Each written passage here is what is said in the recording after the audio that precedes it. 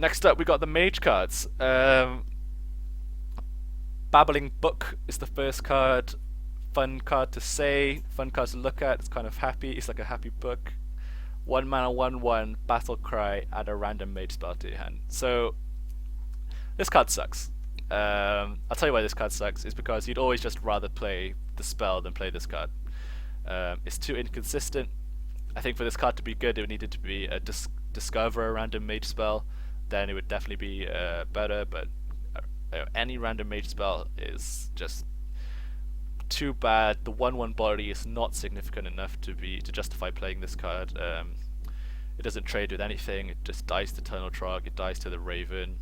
Every single 1-drop's going to kill it for free. Every single 2-drop's going to kill it for free.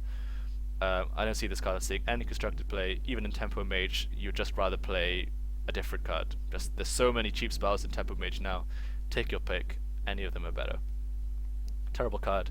In Arena, it's marginal. Spells are kind of rare, kind of hard to come by, even in Mage. So I think it's maybe an okay card in Arena, but it's not going to be crazy. Next card, we got Firelance Portal.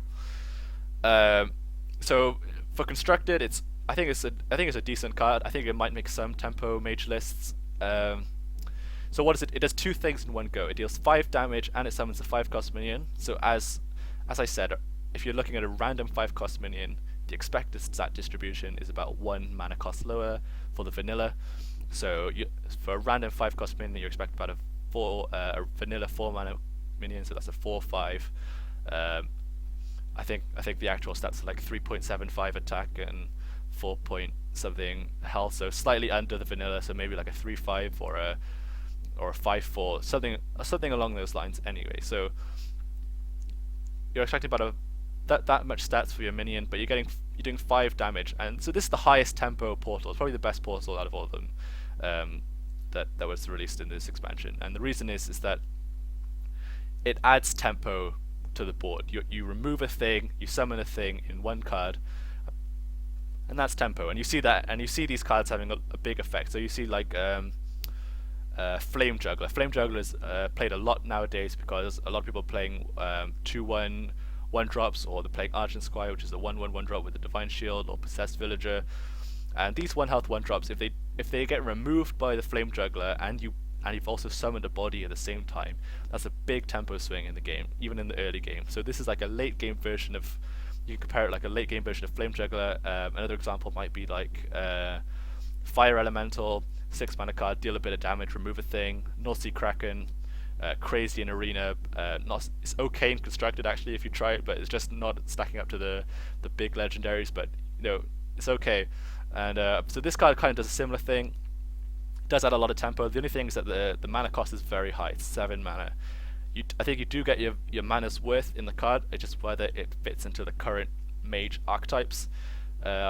I think if you're playing Reno Mage, you definitely play this card. It's just good tempo, good removal, which is always important. I think it might make some Tempo Mage lists.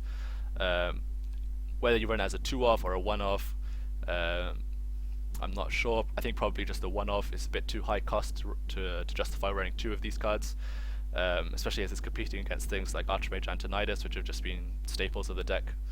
So, very powerful card. Of course, in Arena, this is probably the best card in Arena.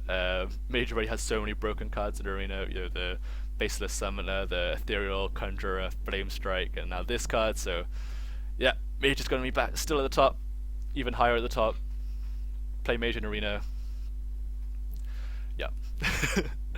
Okay, Medu's Valet.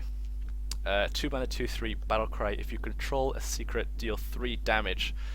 So, I've heard a lot of mixed opinions about this card. I think it's okay. I mean, a 2 mana 2/3 is okay stats, but the Battle Cry is kind of hard to activate. And the reason why it's hard to activate is that you're often going to be, if in order for the Battle Cry to activate, you have to be playing this card off curve. So the Mage Secrets at the moment, all of them cost 3 mana. You have your Mirror Entities, your Effigies, your Duplicate's not there anymore, but all your Mage Secrets, they all cost 3 mana. So this card being 2 mana is kind of awkward because if you play this on 2, you're not going to have a secret up, ever. So is it okay to play a River Crocolisk most of the time and then get a bit more value out of this card some of the time? Probably not really, because it's kind of hard to keep a secret, for more than one turn to get this effect. Don't get me wrong, the effect is very powerful. Dealing 3 damage is a big deal. You can see that, as I said, Fire Elemental earlier. Fire Elemental is a very powerful card. Still sees a lot of play in Shaman, just because it removes a lot of creatures with 3 health.